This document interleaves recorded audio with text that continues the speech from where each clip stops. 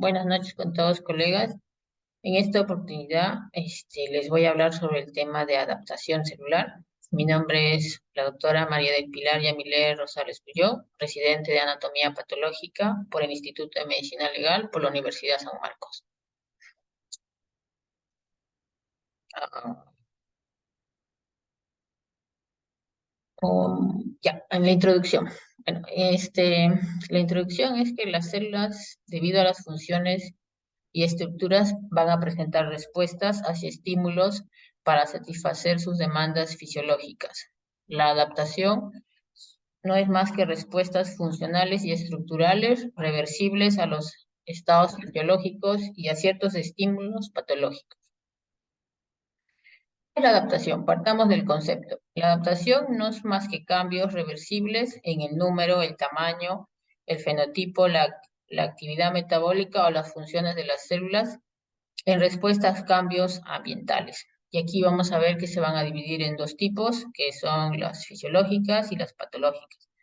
Las fisiológicas van a estar mediadas en respuestas a las células a un estímulo hormonal o a lo que son mediadores químicos endógenos. Y las patológicas se va a dar también por respuesta al estrés, que va a permitir que las células puedan modular su estructura y función para así evitar las lesiones.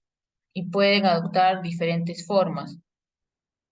Y de manera rápida les puedo decir que eh, la hipertrofia es el aumento del tamaño de la célula, la hiperplasia va a ser el aumento en el número de la célula, la atrofia lo que va a ser la disminución ya sea del órgano o del tejido en sus dimensiones y en número.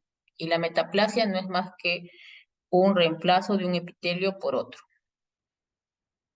Entonces, para explicar más profundamente, la atrofia, como ya les dije, es la hipertrofia, perdón, es la, el aumento del tamaño de las células que van a conducir a un aumento del tamaño del órgano.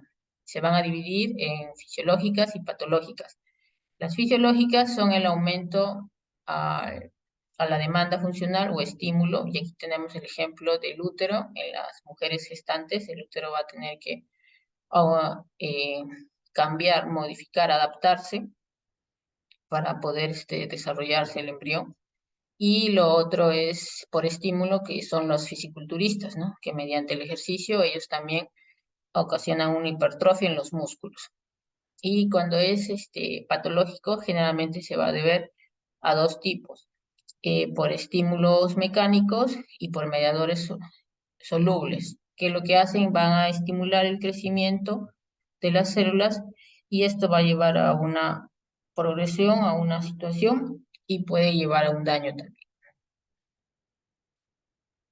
Aquí tenemos, por ejemplo, en este caso, el ejemplo del corazón. Cuando el corazón tiene hipertensión o tiene una valvulopatía coronaria, se va a hipertrofiar. Y vemos acá un miocito normal y un segmento de corazón normal, pero vemos que también un miocito que está hipertrofiado, grande, y vemos un segmento de corazón donde la pared del ventrículo izquierdo va a medir más de 2 centímetros, y lo normal es que mida de 1 a 1,5. Y cuando esto aumenta, lo que va a ocurrir es una isquemia que va a producir una lesión celular que puede tener cambios reversibles, pero puede llegar a ser irreversible, y lo que ocasiona también es la muerte celular. Otra forma de la adaptación es la hiperplasia, que no es más que el aumento en el número de las células de un órgano como consecuencia del número de la proliferación celular y diferenciación.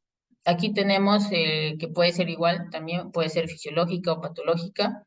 Dentro de la patológica, que va a estar estimulada por factores de crecimiento, y aquí tenemos lo que es un segmento de próstata, donde vemos que se ve bien definido los nódulos prostáticos que van a comprimir a la uretra. Y dentro de las fisiológicas vamos a ver que está la hiperplasia hormonal, Aquí vemos que hay la proliferación del epitelio granular en la mama, por ejemplo, en las mujeres que están gestando, y lo que son en la edad de crecimiento en los puber, también hay una proliferación del epitelio, y también hay una hiperplasia por compensación. Esto es la necesidad de un aumento compensatorio tras una lesión o resección. Esto ocurre en el hígado, es el ejemplo más común.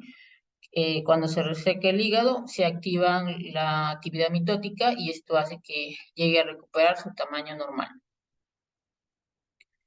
Otra forma es la atrofia. La atrofia no es más que la reducción en el tamaño del órgano o tejido, y también hay una disminución en las dimensiones y las células también, y el número de células.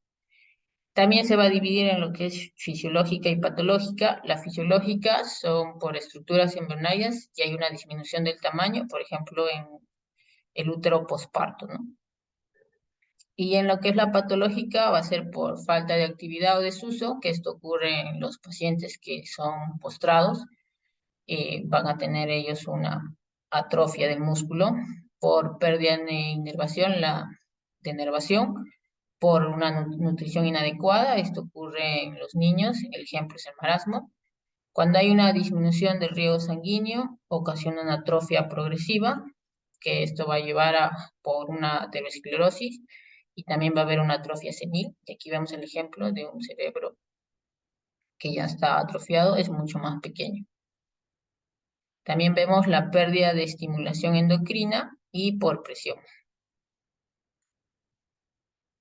La última forma es la metaplasia. La metaplasia, como se ha dicho, es el cambio de un tipo de célula adulta epitelial o mesenquimatosa por otro tipo de célula adulta. Esto se va a ver como ejemplo, por ejemplo, en las vías respiratorias. Tenemos acá un epitelio cilíndrico normal, el cual puede pasar a ser un epitelio escamoso por una metaplasia escamosa. Aquí se va a perder lo que es el mecanismo de protección frente a infecciones, y generalmente esto ocurre en personas que son fumadoras o que tengan algún déficit de vitamina A.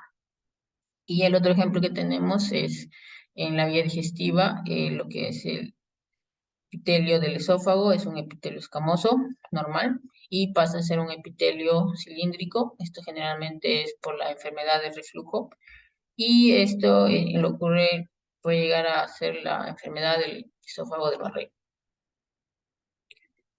Y bueno, los puntos claves acá sería que las células van a interactuar con su entorno y se van a adecuar a su estructura y función para adaptarse a las exigencias y de las situaciones del estrés cambiantes, ¿no?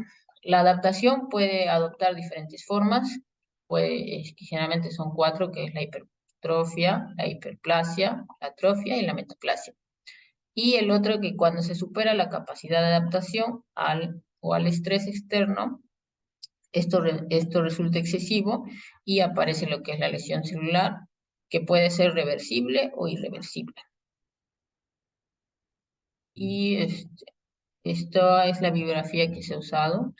Y bueno, en este punto quisiera preguntarles, ¿no? Si ustedes saben si hay algún órgano que puede hacer tanto